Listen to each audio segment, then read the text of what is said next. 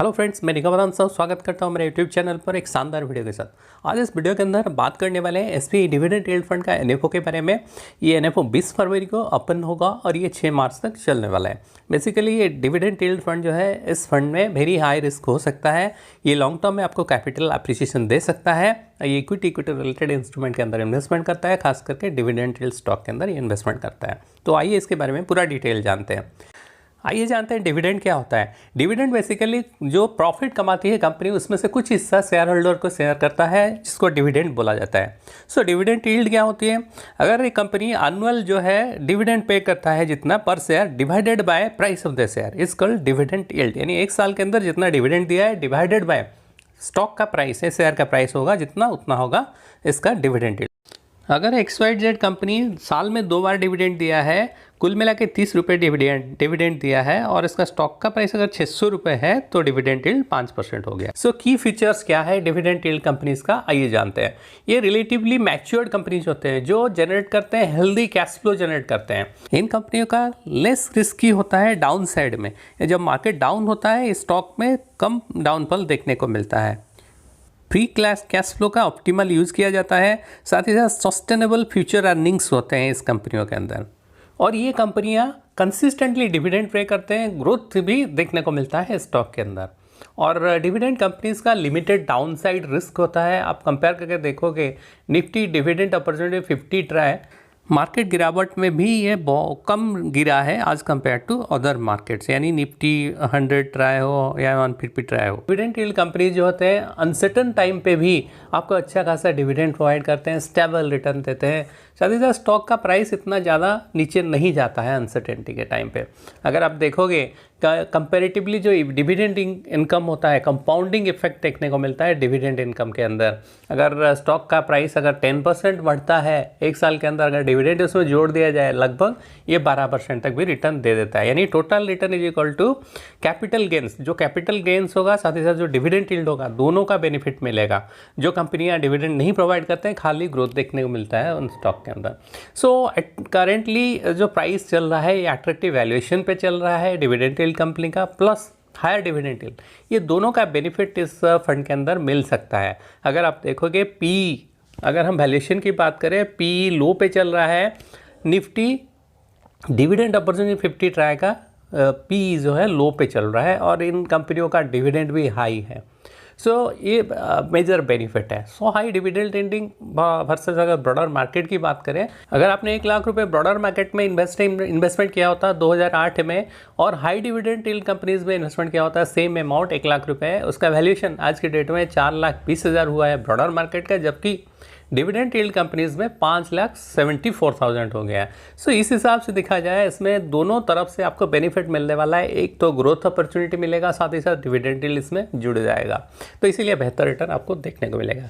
सो आइए डिटेल में जानते हैं एसबीआई डिविडेंड यील्ड फंड के बारे में पूरा डिटेल में। ये एक open ended equity scheme predominantly investment करने वाला है इक्विटी रिलेटेड इंस्ट्रूमेंट में, जो खास करके जो कंपनियां डिविडेंड पे करते हैं।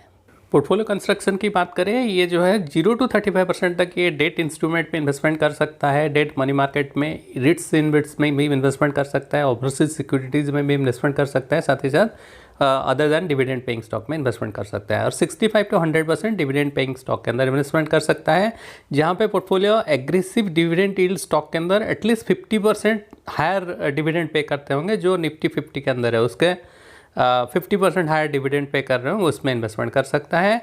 इन्वेस्टमेंट कर सकता है प्रिडोमिनेटली वेल डाइवर्सिफाइड पोर्टफोलियो के अंदर इक्विटी रिलेटेड इंस्ट्रूमेंट में, जो डिविडेंड यील्डिंग कंपनीज होते हैं।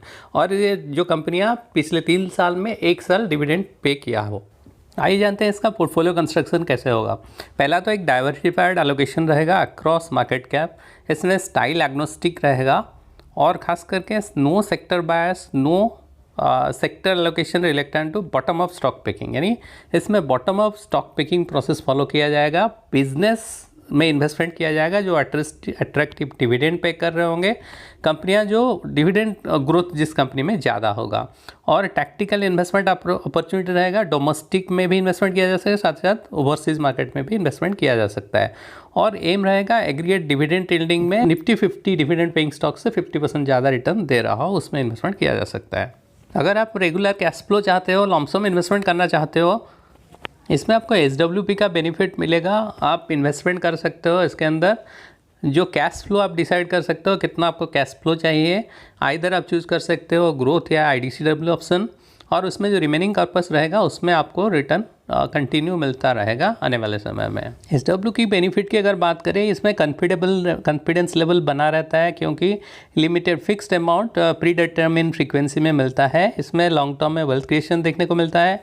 ये टैक्स एफिशिएंट भी होता है, और साथ ही साथ इंडेक्सेशन बेनिफिट, यानी लॉन्ग टर्म कैपिटल गेंस में आपको इंडेक्सेशन बेनिफिट मिलता है।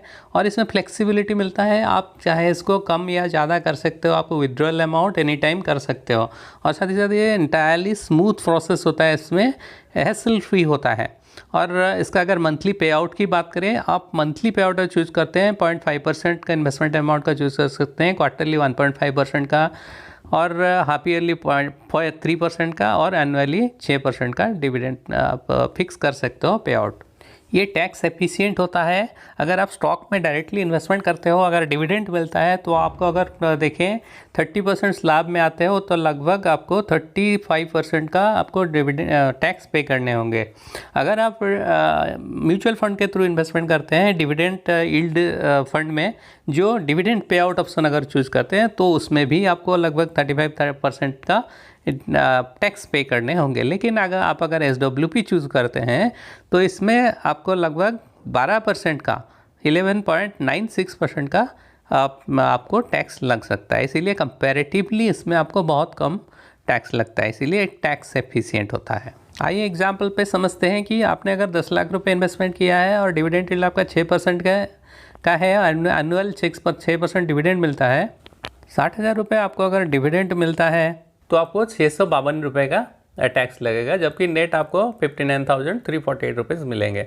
अगर आप दूसरा डिविडेंड पे आउट या आप स्टॉक में इन्वेस्टमेंट करते हैं तो आपको 35.88% का डिविडेंड देना पड़ेगा, यानी 88% का टैक्स कट जाएगा, यानी आपका 60,000 का वैल्यूशन अभी 38,472 रुपये हो जाएगा।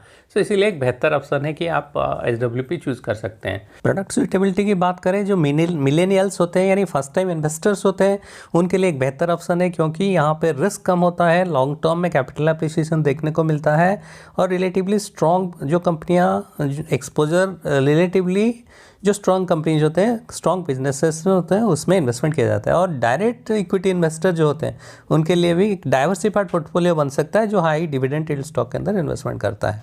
इसमें लॉन्ग टर्म में कैपिटल अप्रिसिएशन देखने को मिलेगा, साथ ही साथ बेटर रिस्क एडजस्टेड रिटर्न देखने को मिलेगा, और ये एक वन स्टॉप सॉल्यूशन हो जाएगा टैक्स एफिशिएंसी के लिए, यानी आपको टैक्स भी कम देने पड़ेंगे।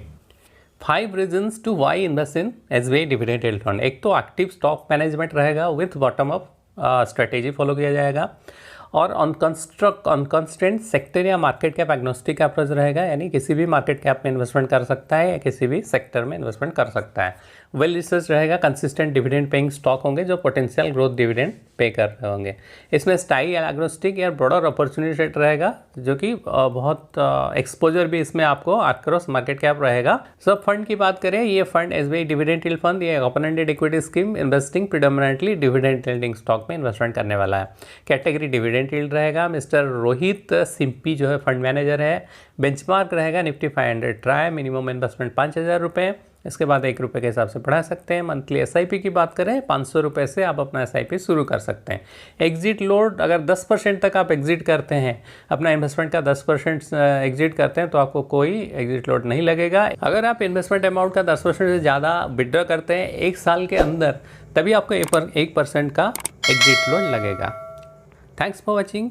मिलते हैं और एक वीडियो के साथ। ऐसे वीडियो अपडेट्स के लिए मेरे चैनल को सब्सक्राइब जरूर करें।